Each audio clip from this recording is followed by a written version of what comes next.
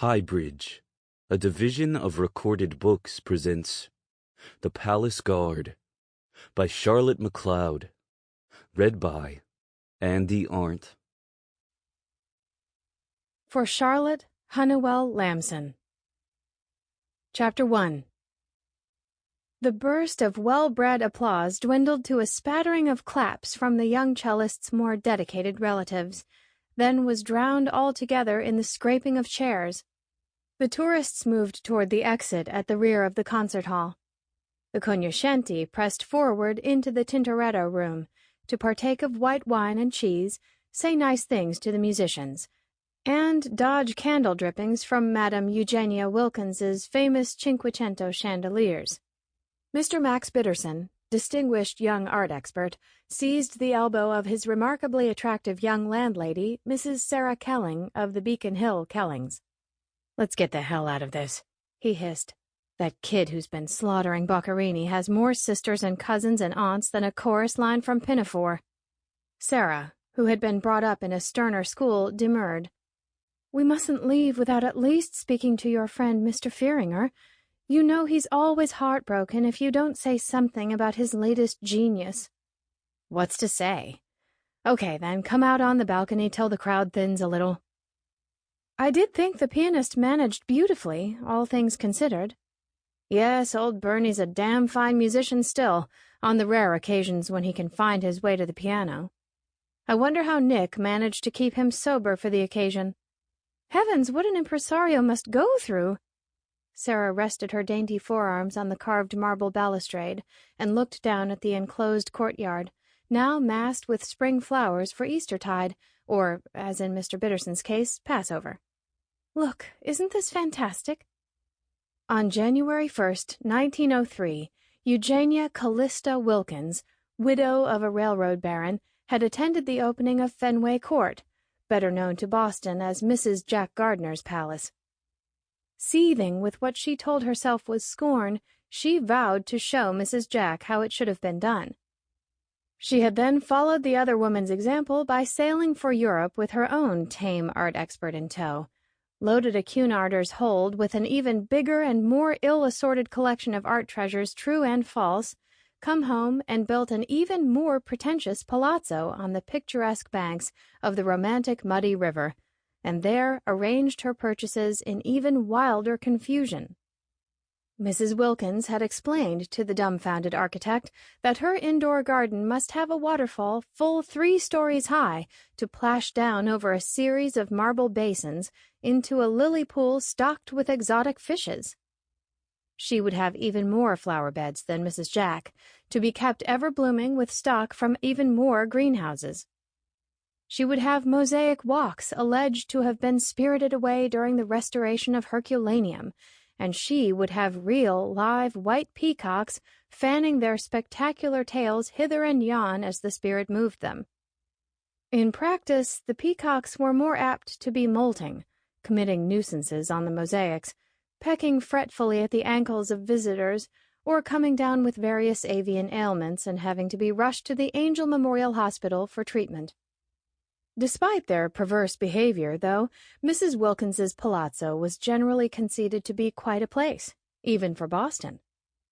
The Kellings, being among old Boston's richest, most prolific, and sometimes most respected families, had attended the 1911 opening in droves.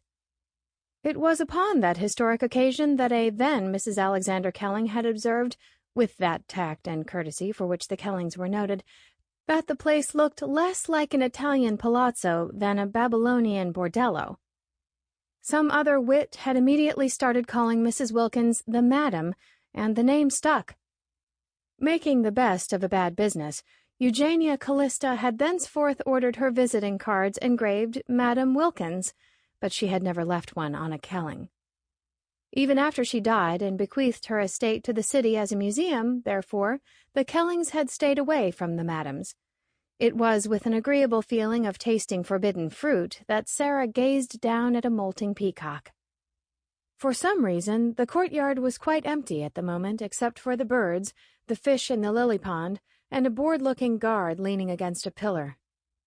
The babble from the Tintoretto room sounded pleasantly far away. The early April sun slanted down through the vast skylights. Sarah blinked and yawned.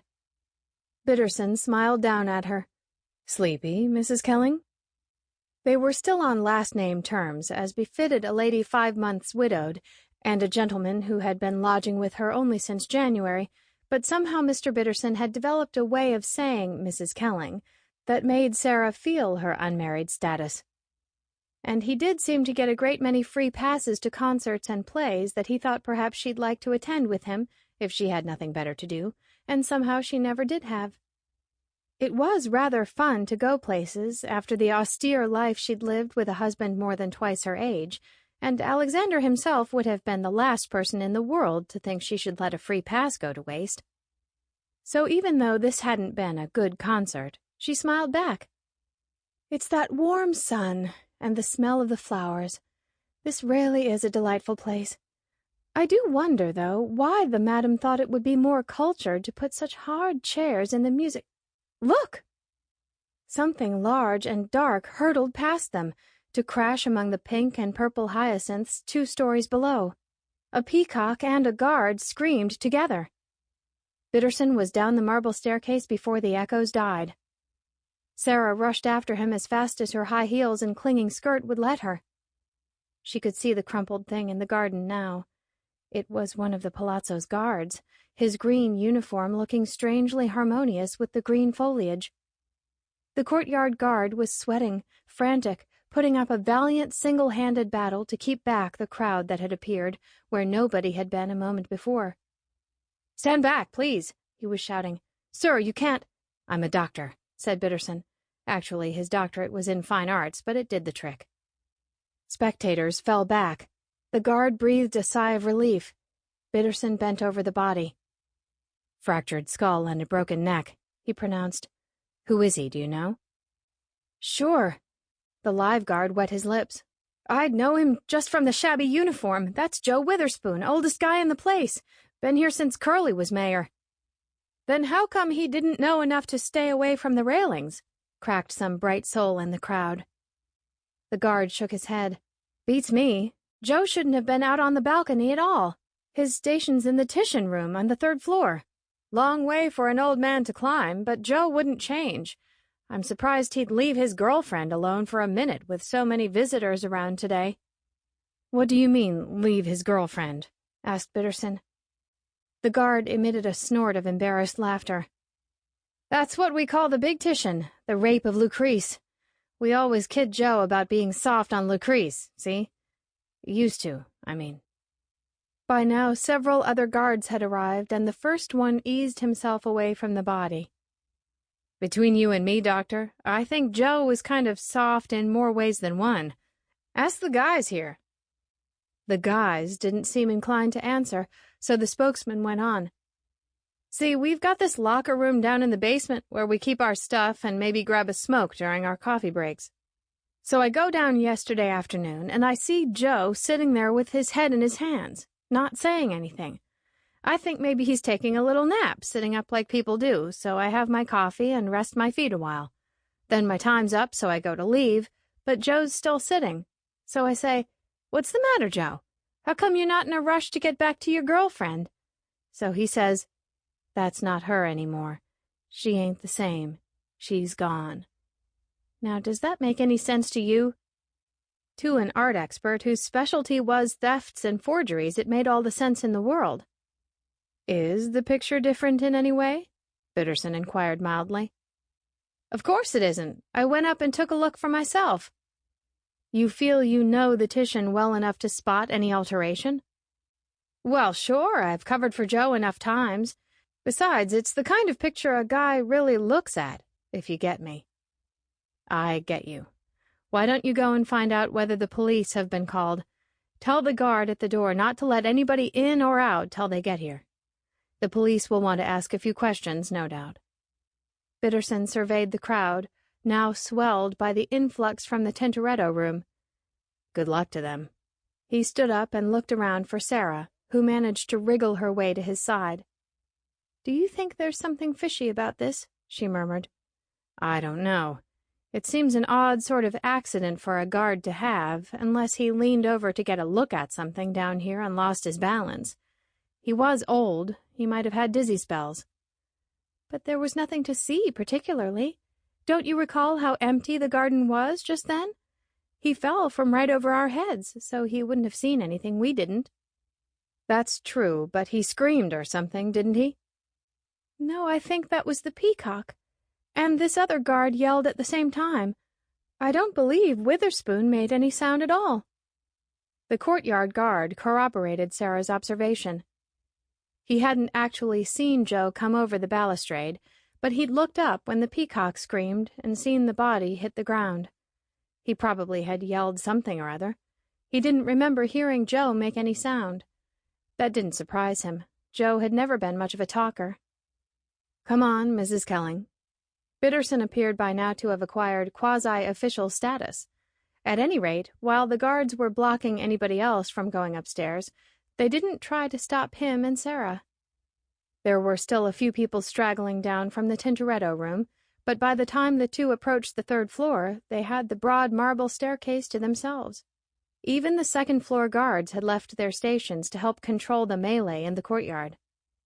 What a time to pull a snatch, Bittersohn remarked. Not one damn thing being watched. No, by George, I'm wrong. The boy's still on the burning deck. Who? Glad of a chance to pause and catch her breath, Sarah looked around. Oh, you mean that cute little guard over there under the fake Romney? Why, it's Cousin Brooks.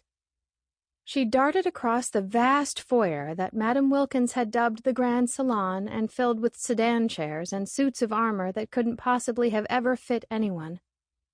Cousin Brooks, whatever are you doing here? Good afternoon, Sarah. The elderly man greeted her warmly without relaxing his vigil a jot. How nice you look in that blue outfit. I always liked it on your mother. You're growing into a very pretty young lady. About time, don't you think? I'll be 27 next month. Good heavens. And Jem tells me you've turned your place into a boarding house. I was sorry about poor Alex. Can't remember if I ever got around to telling you so. Yes, you wrote a lovely letter. From South Dakota, I believe it was. You were lecturing on your Indian relics. So I was. Now I'm doing programs of bird calls at children's parties. In case, he looked questioningly at Bittersohn. Sarah blushed. Oh, I beg your pardon. This is one of my boarders, Mr. Max Bittersohn. Brooks is another Kelling, needless to say, and I can't remember how we're related, and I haven't the faintest idea what he's doing here. We're fourth cousins twice removed, and I'm obliging a lady friend. Did you say Bittersohn, sir? I didn't, but she did, and I am. Not the Max Bittersohn who tracked down old Thaddeus's Coros for him. I knew I'd met you somewhere. I was your prime suspect for a while, wasn't I? Delighted to see you again, sir. Brooks pumped Bittersohn's hand as enthusiastically as if they'd been old lodge buddies. Dash it, sir, this is the pleasantest surprise I've had since I spotted a Hudsonian godwit flying over the Hatch Memorial Shell just 2 degrees northeast of Harry Ellis Dixon. May I make so bold as to ask whether you're on my trail again? Has there been hugger-mugger among the Murillos? Damned if I know. Bittersohn was enjoying the reunion, too. All I can tell you is that a guard named Joe Witherspoon took a header off the balcony about 3 minutes ago and landed in the hyacinths. Know anything about it? So that's what all the commotion in the courtyard is about. I've been wondering. Haven't you gone to look? Certainly not. How would I know the diversion was not deliberately staged to lure me from my appointed post? I knew Witherspoon, of course. He ought to have been in the Titian room over there. Kelling pointed across the Grand Salon. What was he doing on the balcony? I was hoping you could tell me. Believe me, sir, I should be proud and happy to assist you were it in my power. I last saw Joe when I came on duty just before the museum opened, which is at 1 o'clock on Sundays, as you perhaps know. I stuck my head in to explain that I was taking the place of Jimmy Agnew, who would normally be here today. Joe seemed his usual self then. You didn't see him come out of the Titian room? I did not. My view, as you can see for yourself, is obscured by the presence of all those ratty old broken-down sedan chairs Mrs. Wilkins saw fit to clutter the place up with. Did he look depressed when you spoke with him? Joe always looked depressed. Did he happen to mention the big Titian? Did he tell you there was something wrong with it? Sir, said Brooks Kelling warmly, there's nothing wrong with Lucrece. My one poignant and burning regret is that I've never met one built like her. Else I should not be a lonely bachelor today. Had Joe made any such remark, I should have refuted it with some heat. But he didn't. He didn't say much of anything to me. If he talked to anyone, it would have been more apt to be Brown, who's supposed to prowl about the corridors looking magisterial. Brown should have seen Joe fall if any of us did. He raised his voice. Brown? Brown? Nobody answered. Perhaps he's gone downstairs, Sarah suggested. Or, wait, someone's coming now. That's not Brown, said her cousin fretfully as another guard threaded his way among the sedan chairs. That's Vieuxtemps, and he ought to be back with the Uccellos.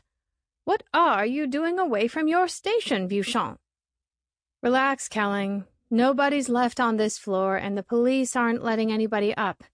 Who's this, and why are you yelling for Brownie? This is Mr. Bittersohn, and he wants to ask Brown who shoved Joe Witherspoon over the balustrade. Shoved? Christ, I never thought of that. Vieuxtemps wheeled and headed for one of the archways. I'll search the corridors. You look in the chapel. Brownie? Hey, Brownie! Chapter 2. It was Sarah who found the missing guard. He was flat out under a 12th century choir stall with his eyes closed, moaning softly. Cousin Brooks whipped out an ammonia ampule and crushed it under the man's nose. Brown choked, spluttered, and tried to sit up, but he was a fat man and too tightly wedged in. Brooks and Max Bittersohn had to move the massive carved oaken bench to get him out. Vieuxtemps, who claimed to have a double hernia, contributed to the effort only insofar as to demand, "How the hell did you manage to get stuck under there?" "I don't know," Brown replied woozily. "I was making my rounds like always, and somebody jumped me. Is anything missing?" "Yeah, Joe Witherspoon. He went over the balcony and busted his skull open. Brains all over the courtyard," Vieuxtemps added with what Sarah thought was decidedly misplaced enthusiasm. "You don't say. What'd Joe do, take a dizzy spell, or—" "Oh." Brown clambered to his feet. "I get it." The chapel was lighted only by a rack of votive candles. It took the others a moment to spot the jumble of church silver lying beside the altar. "Look at that, will you? They were trying to steal the silver. I came along and they slugged me and shoved me under the pew. Joe heard the noise and came over to see what was happening, so they pitched him over the balustrade to shut him up. Then they realized what they'd done and decided they'd better scram without the loot." "That doesn't sound awfully reasonable to me," Sarah said. "Why would anybody take all those bulky chalices and whatnot in broad daylight, with the place full of visitors? They might have known they'd never get away with it." "They melted down." "Where? Over those little votive candles?" "Lady, how do I know? I'm only telling you what must have happened." "Good of you," granted Bittersohn. "Vieuxtemps, would you mind going down to the courtyard and asking somebody from the police to come up here?" "Brown, what makes you so sure Witherspoon would have heard a disturbance in the chapel? The Titian room's all the way over on the opposite side of the grand salon, isn't it?" "Yeah, but—" "You didn't see him away from his post?" "Not that I recall." "Was he in the habit of wandering around?" "Joe? Not usually, but there's always the off chance, isn't there? Or maybe the crooks ran in there after they slugged me, and Joe saw their faces and they panicked and killed him. How do I know? I was out like a light." "You keep saying they, Brown. How many of these silver thieves were there?" "Geez, I don't know. 2 or 3, maybe." "What makes you so sure there was more than one if you never saw them?" I must have heard their footsteps behind me. Then why didn't you turn around? Look, who the hell are you, anyway? Get off my back. I got a headache. I'm not saying another word till the cops get here. The injured guard planted himself on the worm-holed bench, set both large feet firmly on the tessellated floor, and buttoned his flabby lips into a surprisingly thin line.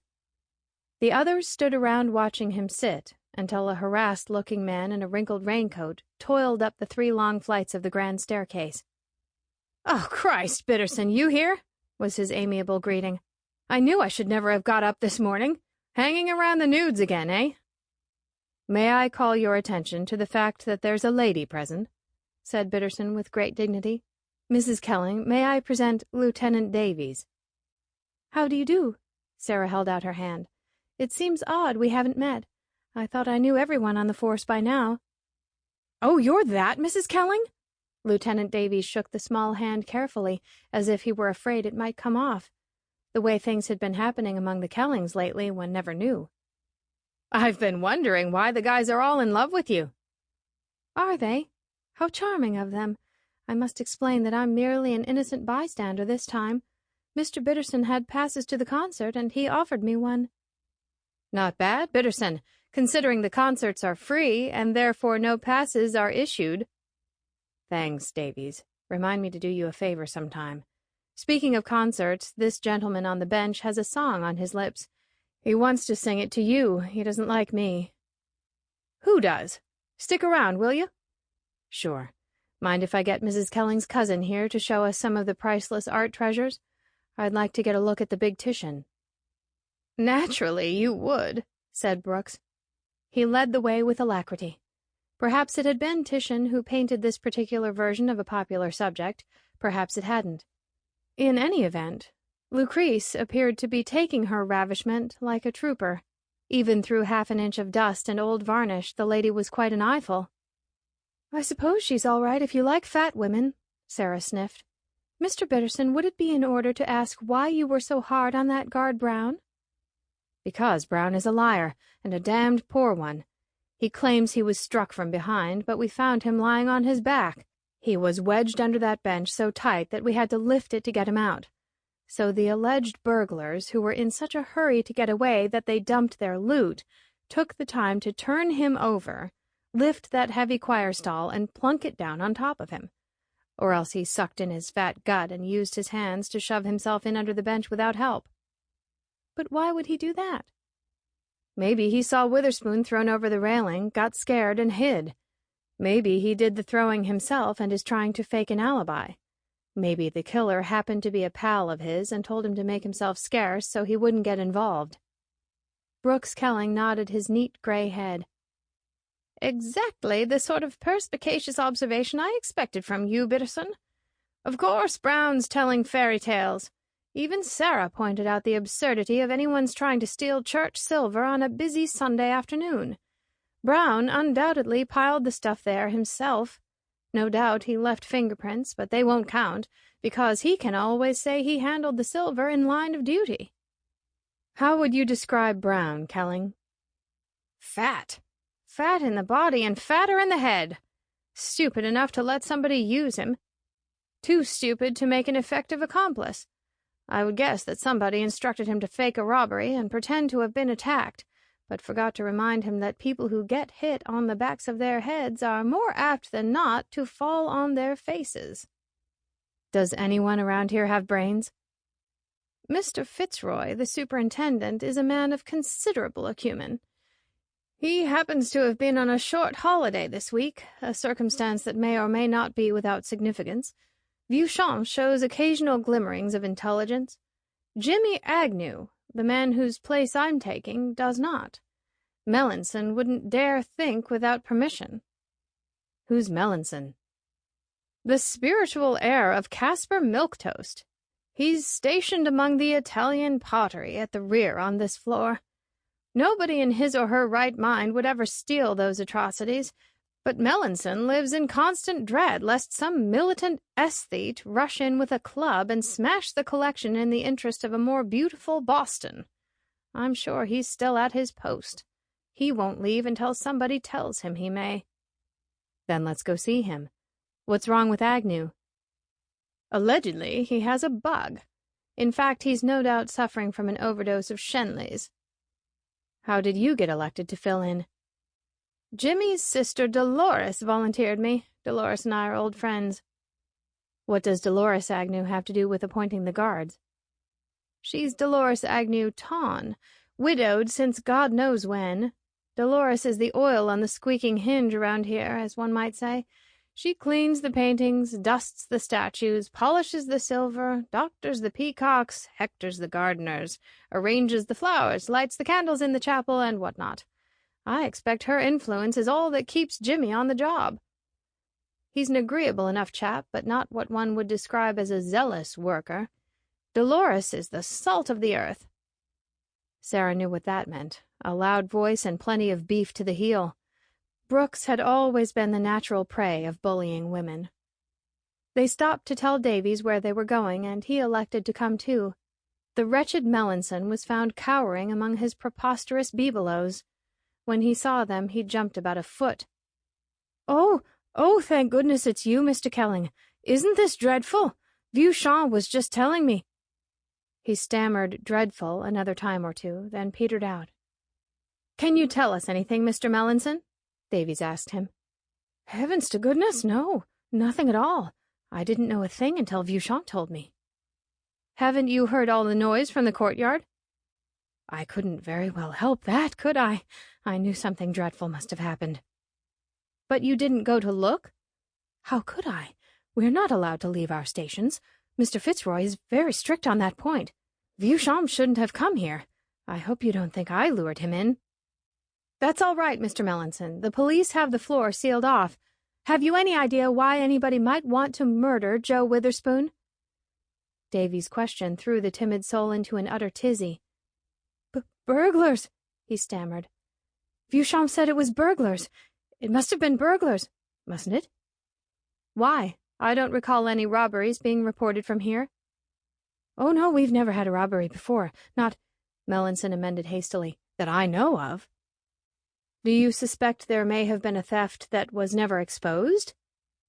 "Gracious, no, I wouldn't dream of suspecting any such thing. But if it should ever turn out there had been, and I'd said there wasn't, somebody might think—" "Mr. Melanson," Bittersohn interrupted, "do you recall ever having heard Witherspoon complain that something had been changed?" "About the two cellos, you mean? No, I believe that was Mr. Fitzroy. I may be wrong, of course, but I'm quite sure it was Mr. Fitzroy who spoke to Mrs. Tawn. Almost sure, that is. Well, fairly sure." "And what did Mr. Fitzroy say to Mrs. Tawn?" "Please don't think I deliberately listened. But Mr. Fitzroy wasn't mincing his words, I can tell you that. I suppose it's all right for me to tell you. I mean, it's not as if that is, it was Mrs. Tawn who— "Who what?" "Who hung them the other way around because she thought they'd look better that way. After Madam Wilkins left explicit instructions, too. It was— Words failed him. "As you must know, Bittersohn, the madam's will stipulated that everything must be left exactly as she placed it," Brooks Kelling took it upon himself to explain. "Madam Wilkins had phenomenally atrocious taste." "That's right," Melanson was happy to agree. "And there they were, if you please, hanging face to face when they'd always hung back to back. I saw them myself." "When was this?" Let me see, it was when I had the carbuncle, I do know that. Perhaps 4, oh dear, it's so difficult. I'd say it must have been roughly 4 years ago last October, but I couldn't tell you for sure." Bittersohn sighed. "You don't recall a more recent incident?" "I should hope that sort of thing wouldn't happen often." Beauchamp's reappearance kept Sarah from disgracing herself by a fit of the giggles. "I've been checking around," he explained. "As far as I can tell offhand, nothing's been taken. We'd have to do it with the inventory list to be sure." "Who keeps the list?" asked Lieutenant Davies. "Mr. Fitzroy. He'll be here tomorrow morning." "Who's in charge when he's not around?" "I guess you might say we all are. Each guard is responsible for his own station." "Mr. Fitzroy is an unusual man," Brooks interjected. "He believes in the dignity of the individual." "Besides," said Beauchamp, "we're all too scared of him to foul up, aren't we, Milky?" "We all have the greatest respect for Mr. Fitzroy," said Mellinson primly. God help Brown when Fitzy finds out he almost let somebody get away with the communion plate. Sample complete. Ready to continue?